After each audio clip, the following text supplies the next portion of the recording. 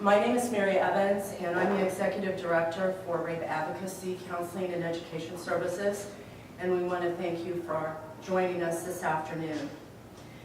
As a response to the ongoing budget impasse, RACES has made the difficult decision to implement strategic organizational reductions, paring the agency to only core operations.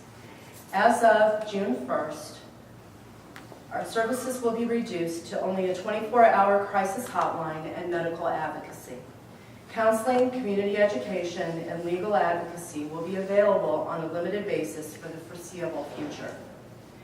After 11 months with no state payments, RACES has no alternative options. These drastic changes can prevent the agency from disappearing permanently from our community. RACES does intend to rebuild once reliable funding becomes available. The United Way of Champaign County has funded RACES to maintain one part-time staff person to continue hotline operations and volunteer supervision. Crisis intervention and medical advocacy will be provided by highly trained volunteers.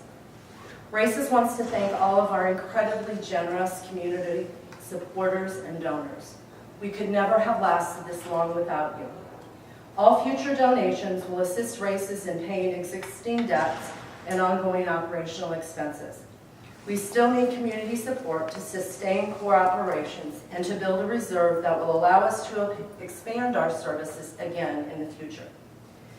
This is a very painful time for our agency, but we will find a way to survive this storm. 45 years ago, our community's first rape crisis hotline was entirely volunteer run. This movement began grassroots and grew into the thriving agency that RACES was till just a year ago, before the budget impasse. We built this agency once, and we will do it again. I'd like to introduce Sue Gray, Chairman and CEO of United Way of Champaign County.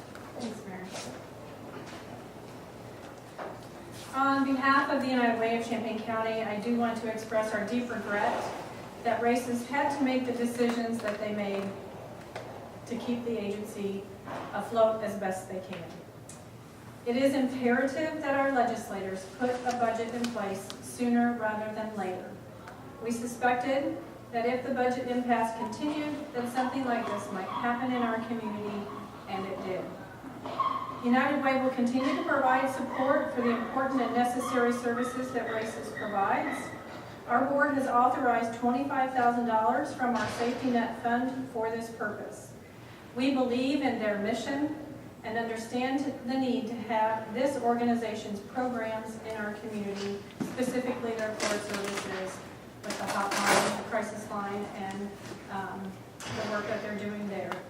Again, I ask that our elected officials please come together and put together a budget.